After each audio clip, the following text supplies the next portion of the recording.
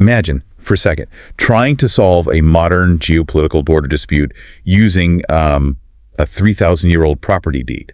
Right, yeah. That sounds impossible. And not just any deed, like a document that one side firmly believes was authored by God himself, complete with permanent divine property lines. Wow.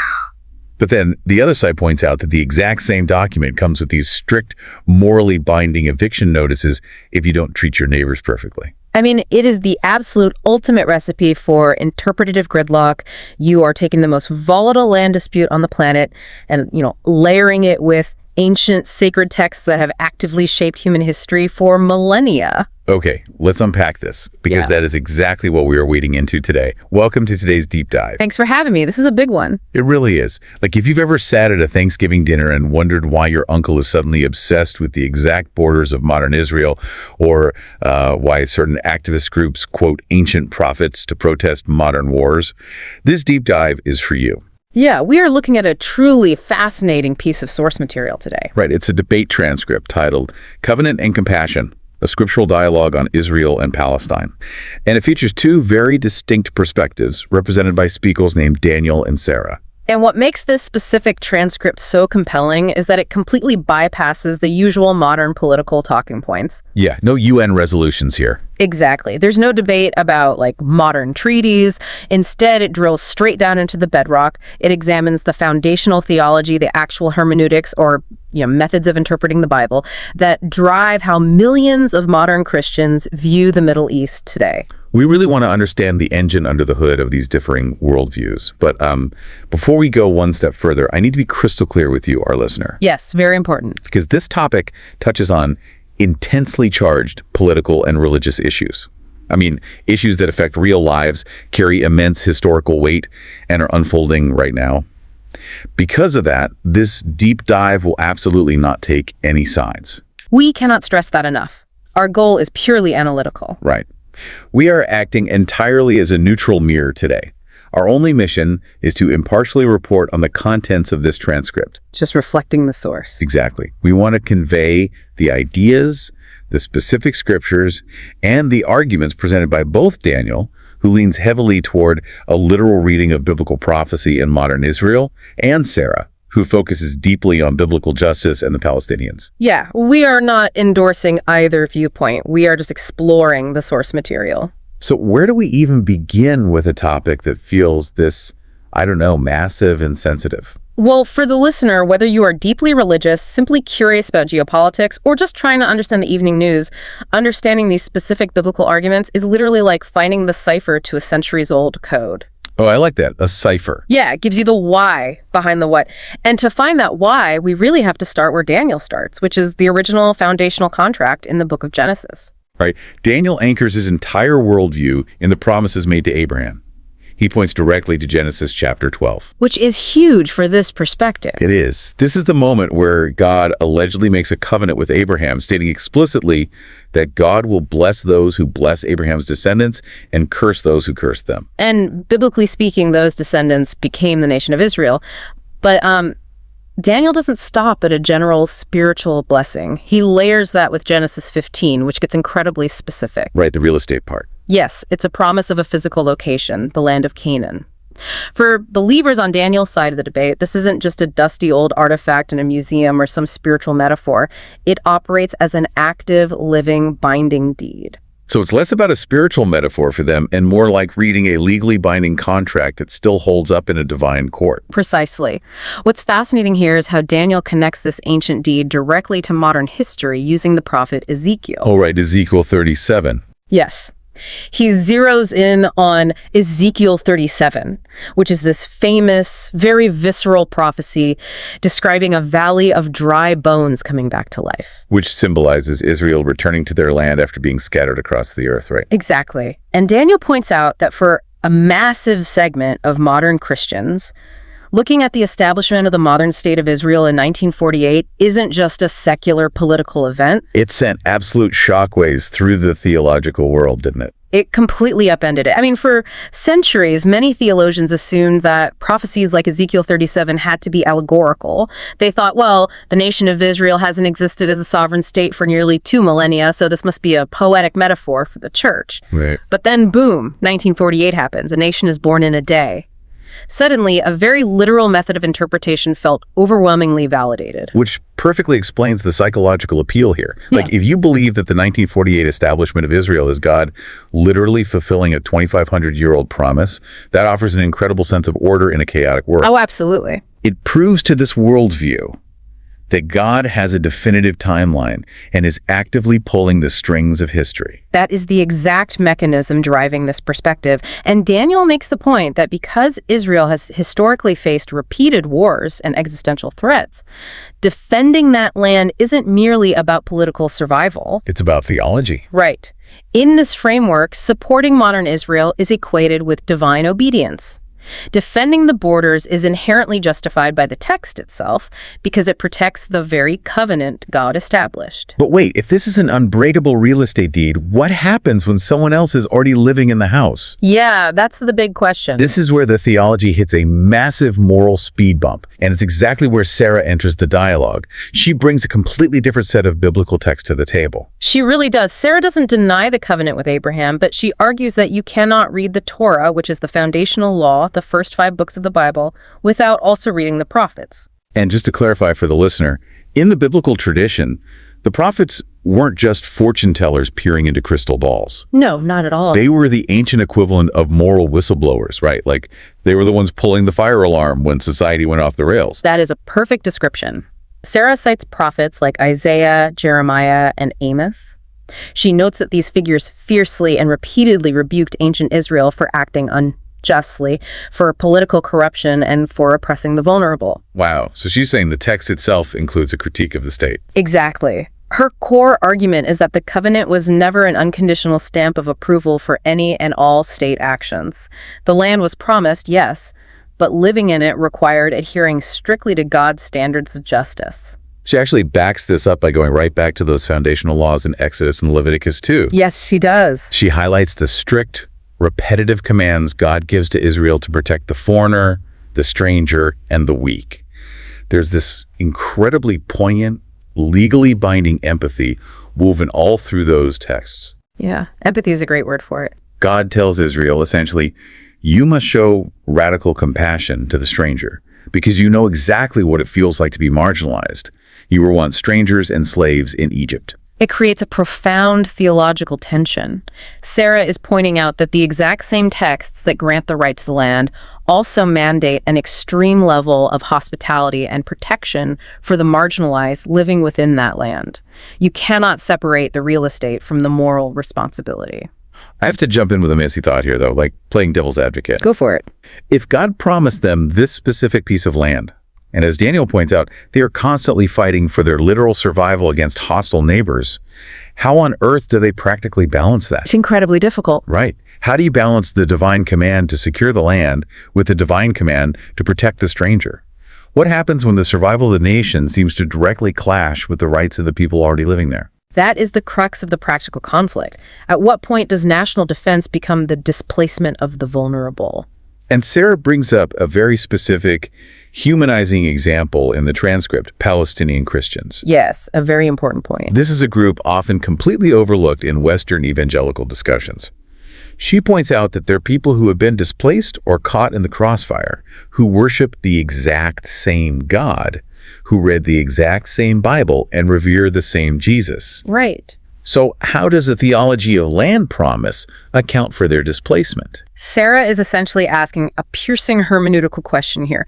If your interpretation of prophecy requires you to ignore the suffering of your literal brothers and sisters in faith who are standing right in front of you, are you reading the prophecy correctly? Man, it's such a heavy question.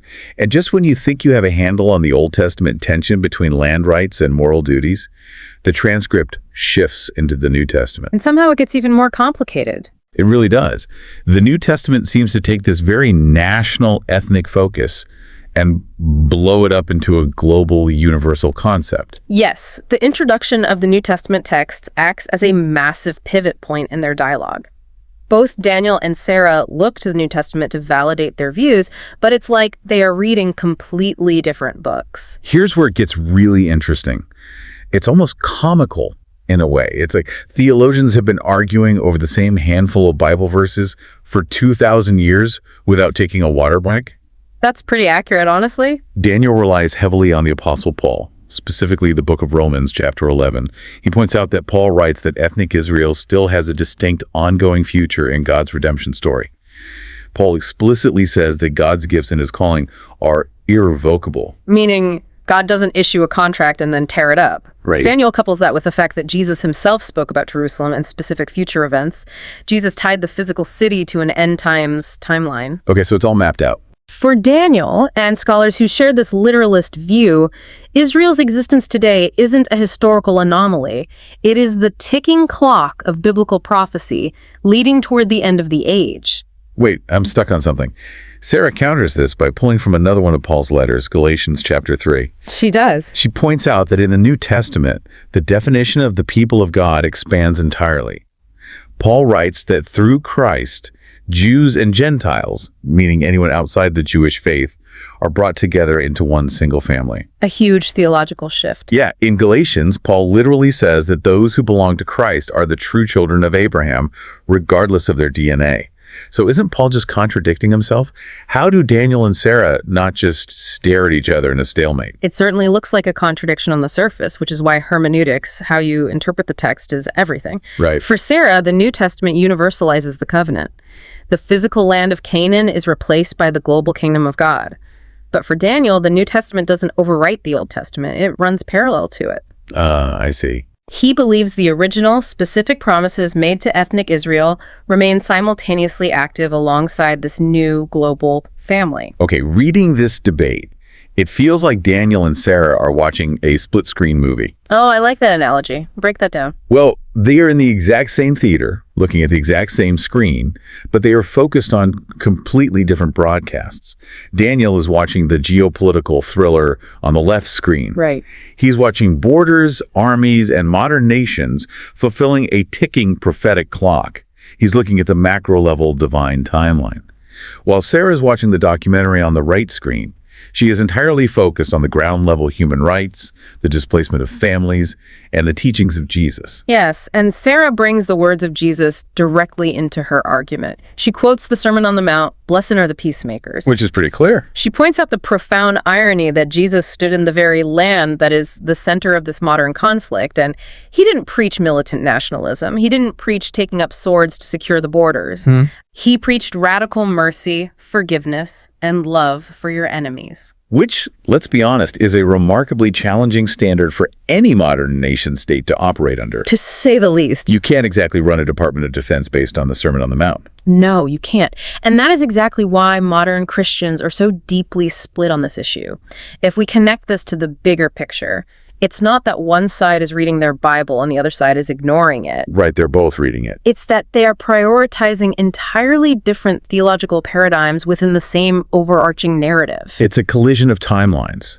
The eternal universal kingdom of peacemaking versus the specific historical prophetic clock of the land. Precisely. And usually, when a debate hits this kind of fundamental collision, people just dig their heels in. They retreat to their corners, yell at each other on the internet, and walk away angry. Which makes the conclusion of this transcript so extraordinary.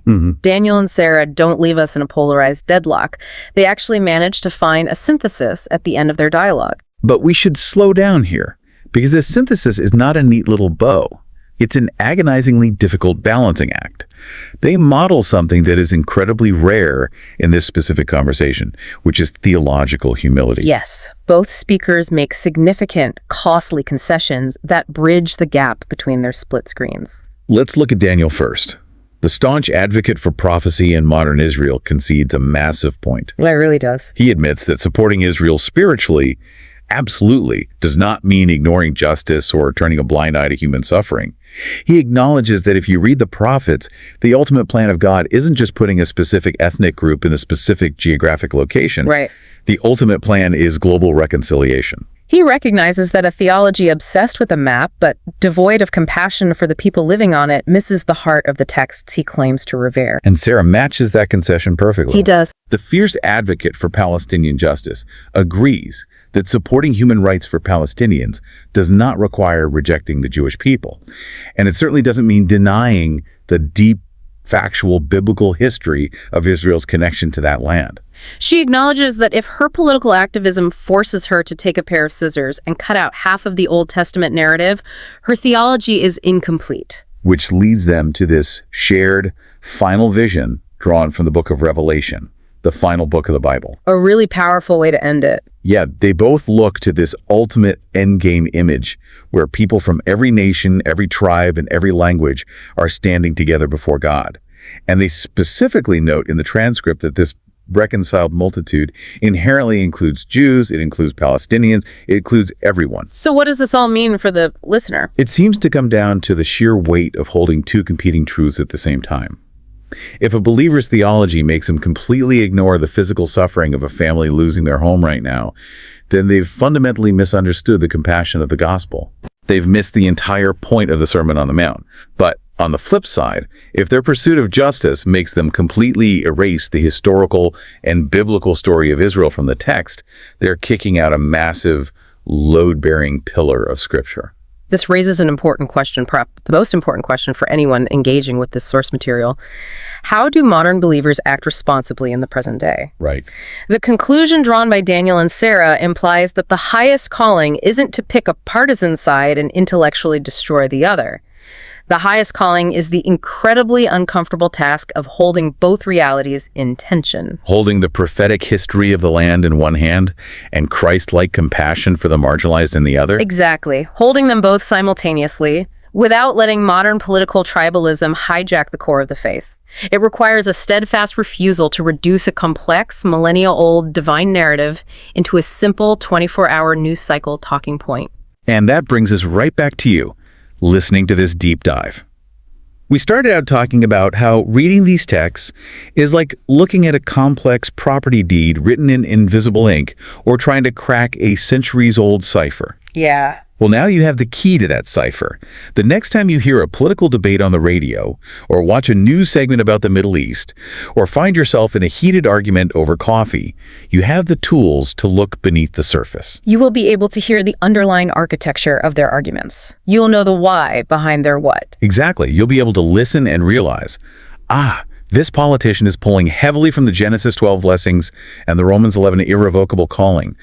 They are watching the prophetic split screen. Or this activist is leaning entirely on the prophet Amos and the Sermon on the Mount. They are watching the justice split screen. You can see the hermeneutics they're using. You can see the code. And understanding that code is the very first step toward having more meaningful, less reactionary conversations about a conflict that desperately needs less heat and a lot more light. Beautifully said.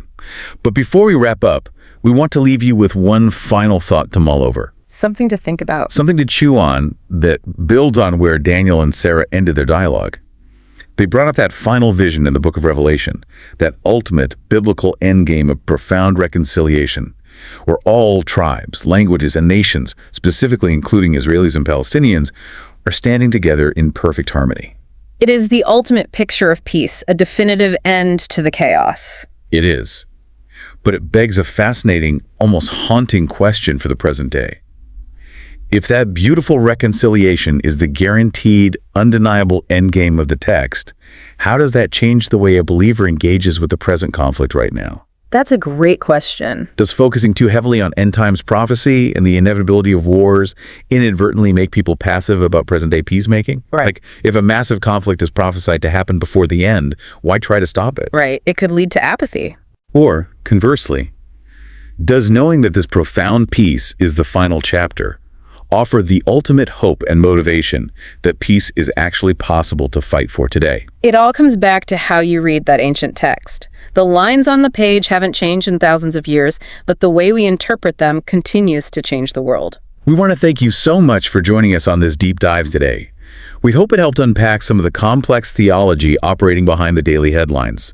Keep asking those hard, messy questions, keep looking for the why behind the what, and definitely take the time to explore these source texts for yourself. Until next time.